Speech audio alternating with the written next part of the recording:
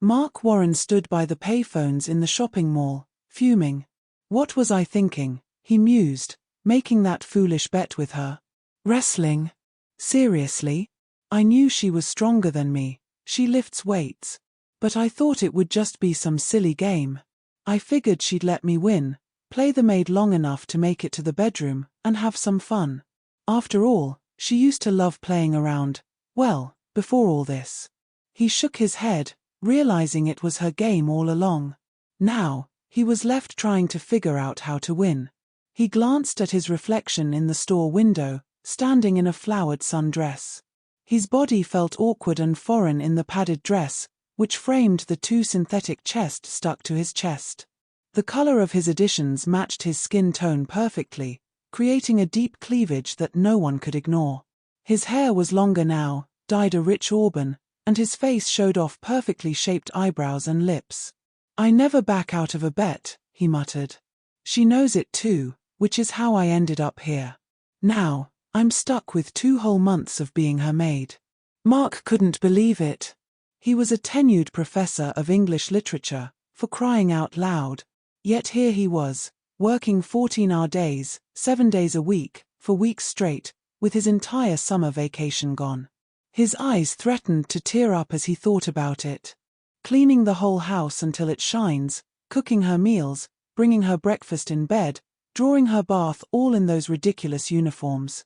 Then, she took his regular clothes away, forcing him to wear nothing but maid outfits. When he complained, she bought him more outfits like this and insisted he wear them during the short hours he had to himself.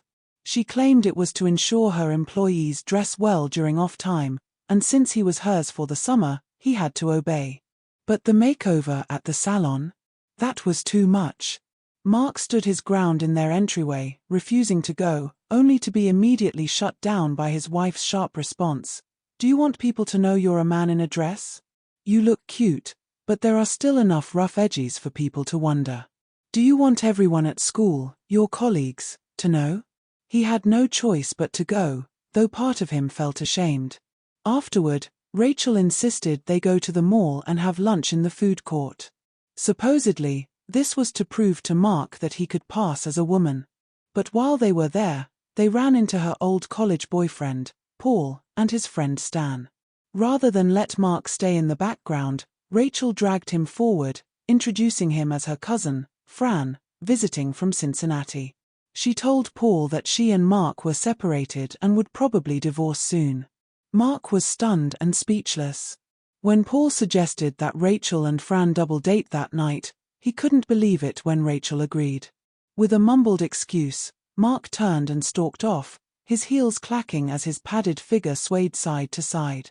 The faster he walked, the more his body felt like a reminder of the humiliation. All he wanted was to escape from her ridiculous attempts to embarrass him. He rounded the corner, out of her line of sight, crossed his arms under his faux chest, and started pacing. She lied to those men, he thought, still stunned and more than a little hurt. Is she really thinking about divorce? What did I do to deserve this? What is she doing to me? What kind of game is this? Mark thought, frustrated. Rachel appeared around the corner, her expression cold. She stopped just inches away from him and hissed, "What are you doing? Get back out there, now." Mark leaned forward, his nose almost touching hers. "What am I doing? What are you doing?" he shot back. "Setting us up on a double date. Telling Paul we're separated, practically divorced. What's that all about?" "Well, you didn't want me to tell him the truth, did you?" she replied, her voice dripping with sarcasm. "Oh Paul, this is my husband Mark, isn't he adorable?" Mark watched as her face shifted, joy, hatred, and a malicious gleam danced in her expression, culminating in a smirk that made him feel trapped. "All right, Mark," she said, her voice dripping with venom. "If that's how you want it, I'll give you a choice. You march out there and tell them the truth, or keep your mouth shut and go out on that double date tonight." The weight of the threat hit him hard, but the coldness in her eyes, full of triumph and disdain, hit him harder. Time seemed to freeze as Mark's mind replayed the entire summer, every moment since that damned bet. He had spent all his waking hours catching up, never truly stopping to think about his situation. Now, with a bit of space to reflect, the cruelty of her actions became glaringly obvious. She had used his pride and love for gambling to trap him in this twisted game. He was her servant for the summer, humiliated at every turn. By dressing him as a woman, she held the perfect weapon over him, threatening exposure if he didn't comply. She was pushing him further into her web, stripping away his masculinity bit by bit, controlling him even more. It was a cruel cycle designed to break him down, piece by piece, until there would be nothing left but a shell of the man he once was. And all along, he had thought she loved him. Mark snapped out of his thoughts, a new resolve taking hold. No matter what game she's playing, he thought with a smile, maybe it's time I change the rules. With that thought, he straightened his shoulders, puffed out his chest, and walked past Rachel without a second glance. He was done being pushed around. Marching back around the corner to where Paul and Stan were waiting, Mark left Rachel behind. Rachel watched him walk toward the two men with an evil grin. There's no way Mark will ever out himself, she thought, especially not to one of my old boyfriends. When she first came up with this idea, it had just been another way to spice things up in her otherwise dull marriage. She had always secretly wondered how Mark would look in women's clothes, and this seemed like the perfect way to find out. She never intended it to go this far, but pushing Mark around all summer was becoming her favorite pastime. He had no idea what was really going on. The salon trip had been priceless, leaving him confused and vulnerable. Even she was starting to have trouble seeing the man behind the illusion. Rachel wondered just how much more she could push Mark before the bet ended. After all, she had raised the stakes to a price he never expected to pay. Yet, he was out there, determined to play along just to avoid being discovered. He was going on that date, pretending to be the single girl looking for love. He thought he had no other choice. As Mark headed back toward the food court, a mixture of pride and raw fear coursed through him. How far would she push him? How far would he go? She couldn't wait to see how it all played out, but for now, she decided that Mark's first punishment for walking away earlier would be to go out there alone and try to make conversation as a woman for a few minutes. Then, maybe, just maybe, she'd step in and rescue him. Oh, God, she whispered to herself, feeling a warmth spread over her as she watched her husband walk right into her trap. This is too much fun. Excuse me, Paul, Mark's regular voice cut through the crowd, and both Paul and Stan turned to find Mark standing in front of them. I'm afraid you've been misled, Mark continued. The truth is, I'm Mark, Rachel's husband. Remember, we met at the wedding? Paul, clearly stunned, shook Mark's outstretched hand. God damn it, Paul muttered. What the hell are you doing dressed like that? Mark blushed under his makeup. Believe it or not, I lost a stupid bet earlier this summer. The loser had to be the winner's maid for 2 whole months. Rachel's been holding me to it, making me dress like this and work non-stop for the past 3 weeks. I'm stuck like this for the rest of the summer. Whoa, that's rough, Stan said, visibly shocked. Why is she treating you like this? Mark shrugged. I don't know, but I'm starting to suspect she rigged the whole thing just to turn my summer into a nightmare. But I can't figure out why. I've always been loving toward her. I'm just stumped. Paul shook his head. That's wild, man. And sad. I'm really surprised she took it this far. Mark folded his arms beneath his faux chest and shook his head. It's bad enough she makes me work like a dog every day when we should both be off for the summer. But then to force me out in public like this. I thought she loved me. We've been married for years, and I never saw this side of her. His voice softened. What really hurt the most was when she stood right in front of me and told you we were practically divorced. It felt like she just wanted to hurt me. Mark turned to Stan, giving him a disapproving look. Stan backed down, slightly embarrassed. Sorry, Mark. But it's true. You're really getting the short end of the stick. Mark nodded. I know. But she's still my wife. Maybe I still love her, or maybe I'm just used to standing up for her.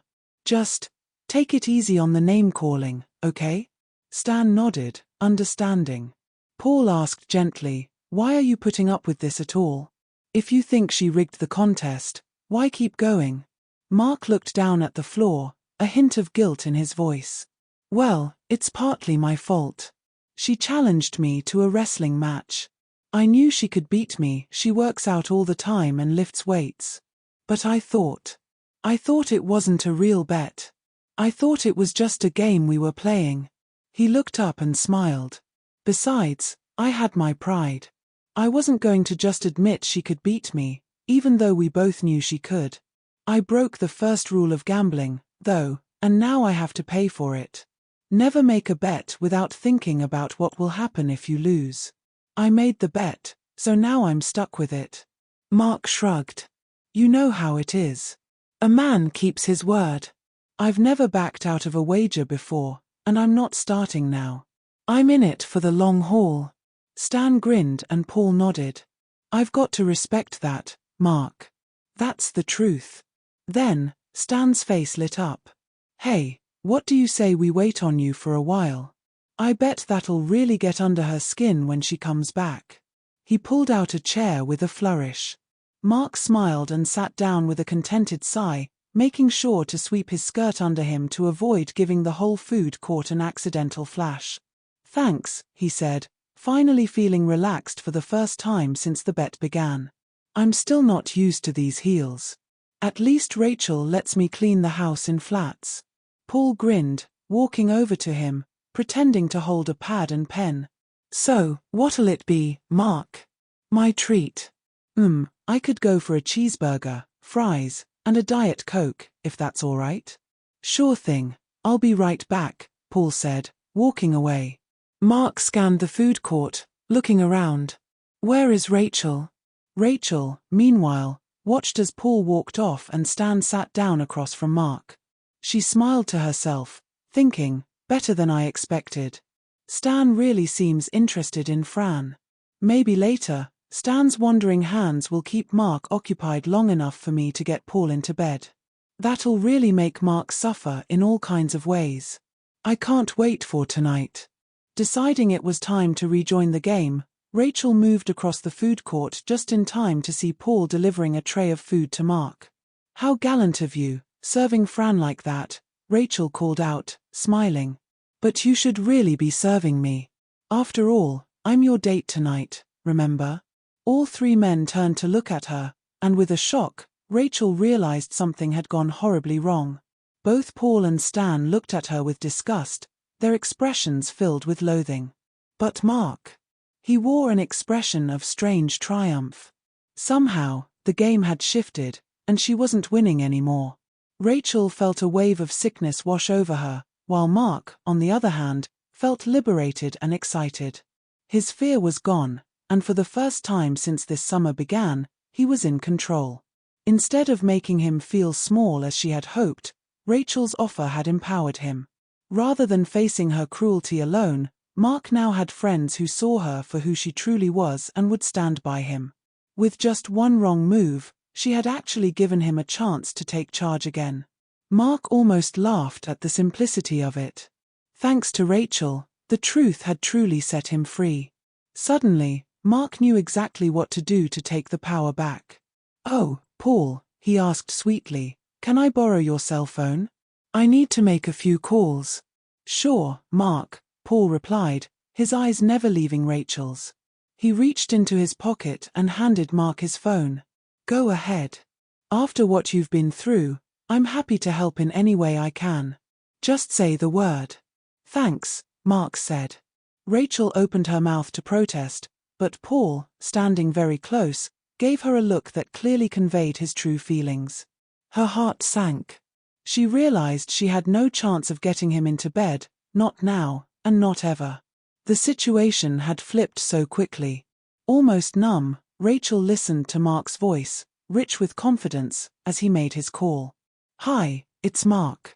I know it's been a while, and I'm sorry, but actually, that's why I'm calling. Is Carrie there?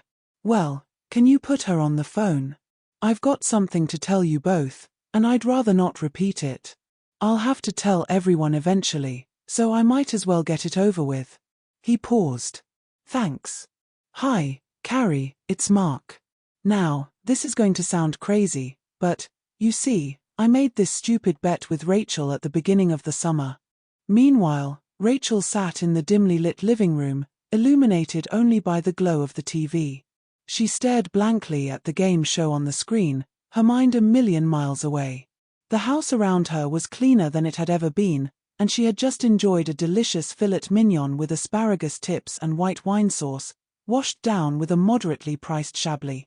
The meal had been prepared for her by her lovely, silent maid, who stood quietly behind her, responding to her attempts at conversation with as few words as possible. I should feel happy, she thought, but I don't. I'm not anything really, just numb, empty. I lost. We're still playing the game, but we both know it's over. Rachel heard the noise coming from the second floor, and though she pretended to ignore it, she preferred the sound to the heavy silence that had settled over the house since Mark's marathon phone calls 2 weeks ago. He had contacted everyone they knew, including all his colleagues at the university, and told them the truth. They were shocked, stunned, disgusted, and ultimately appalled at what Rachel had done. Apparently, Mark had more friends than she'd given him credit for, and she had far fewer allies than she thought.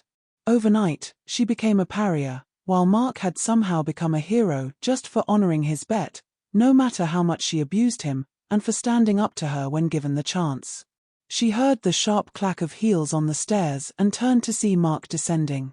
One hand rested on the railing, the other held a leather clutch.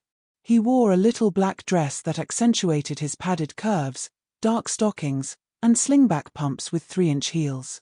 His hair was perfectly styled, his makeup flawless, and his eyes, completely devoid of feeling. Rachel cleared her throat. Where are you going? Out, Mark replied calmly. Fred and Jeannie have asked me to dinner tonight. Afterward, we might go see a movie. Can I come? Rachel asked softly, immediately cursing herself for it. Mark shook his head. You weren't invited. Besides, you've already eaten. Wasn't the meal prepared to your satisfaction? She nodded. Mark nodded back and started toward the door. Rachel turned to him. Why are you dressed like that? Mark stopped and turned toward her. She couldn't see his eyes in the dim light, and that terrified her somehow. She rushed to speak. I brought all of your male clothes back. I admit that your off time was never part of the bet. You can wear your old things again. Mark didn't respond. Rachel raised her voice. Do you hear me? You don't have to dress that way anymore. He shook his head. Yes, I do. I need to wear these things to remind myself how things really are between us.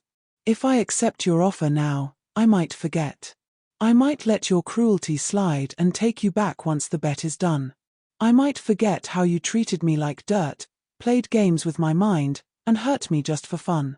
I might forget how wrong I was when I fell in love with you, or how you broke my heart, or how much it still hurts. Mark turned, walking toward the door. He paused with one hand on the knob. If I let myself forget even for a moment, I might trust you again. And I can't let that happen. Not ever. He opened the door and spoke into the night. I might be late, so don't wait up. But don't worry, breakfast will be delivered on time in the morning, just the way you like it. Rachel felt lost, as if everything she'd known was falling apart around her. You don't have to bring me breakfast anymore. None of it. It's over. Her voice shook as tears started to well. I just want you back. That's all. Please. For a moment, Mark just stood there. Then he sighed and shook his head. That's not how it works, Rachel. I lost. I owe you. I'll keep my word and pay my debts, just like you always knew I would. You'll have the perfect maid for the next 3 weeks, and after that. His voice took on a slight edge. Well, you lose her, of course. The door closed silently behind him.